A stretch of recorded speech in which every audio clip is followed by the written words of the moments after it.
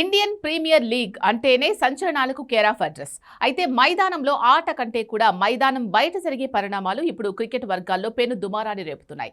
ముఖ్యంగా sun Risers Hyderabad యాజమాన్యం తీసుకున్న ఒక్క నిర్ణయం ఇప్పుడు బీసీసీఐ వరకు వెళ్ళింది.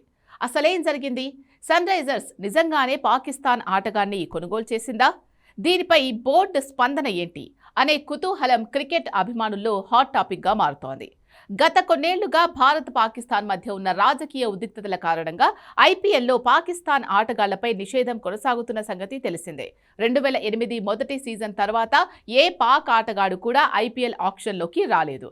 అయితే ఇటీవల సన్ రైజర్స్ హైదరాబాద్ యాజమాన్యం తమకు చెందిన విదేశీ లీగ్ ఫ్రాంచైజీ కోసం ఒక పాకిస్తాన్ ప్లేయర్ను ఒప్పందం చేసుకున్నట్లు వార్తలొచ్చాయి. ఈ వార్త సోషల్ మీడియాలో వైరల్ కావడంతో ఐపీఎల్ నిబంధనలను ఉల్లంఘించారు అనే ఆరోపణలు వెల్లువెత్తాయి. సన్ రైజర్స్ యాజమాన్యంపై చర్యలు తీసుకోవాలని నెటిజన్లు డిమాండ్ చేశారు. ఈ విషయంపై సర్వత్రా చర్చ జరుగుతూ ఉండడంతో భారత క్రికెట్ నియంత్రణ మండలి స్పందించింది.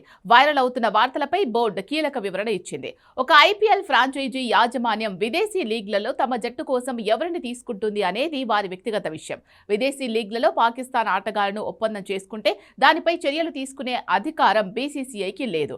బీసీసీఐ నిబంధనలు కేవలం ఇండియన్ ప్రీమియర్ లీగ్ కు మాత్రమే వర్తిస్తాయి. విదేశీ గడ్డపై జరిగే south Africa T20 international league T20 వంటి టోర్నీలో ఫ్రాంచైజీలు స్వతంత్రంగా నిర్ణయాలు తీసుకోవచ్చు. అక్కడ పాక్ ఆటగాళ్లను ఆడించడం వల్ల ఐపీఎల్ నిబంధనల ఉల్లంఘన కిందకు రాదని బోర్డు స్పష్టం చేసింది.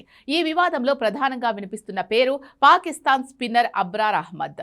సన్ రైజర్స్ లీడ్స్ జట్టుకు అతన్ని తమ టీంలోకి తీసుకున్నట్లు తెలుస్తోంది. గతంలో కూడా పలు ఐపీఎల్ యాజమాన్యాలు Mumbai Indians, Kolkata night riders తమ విదేశీ జట్ల కోసం పాక్ ప్లేయర్స్ ను తీసుకున్న సందర్భాలు ఉన్నాయి. సన్ రైజర్స్ హైదరాబాద్ ఫ్యాన్స్ ఈ విషయంలో రెండుగా చీలిపోయారు.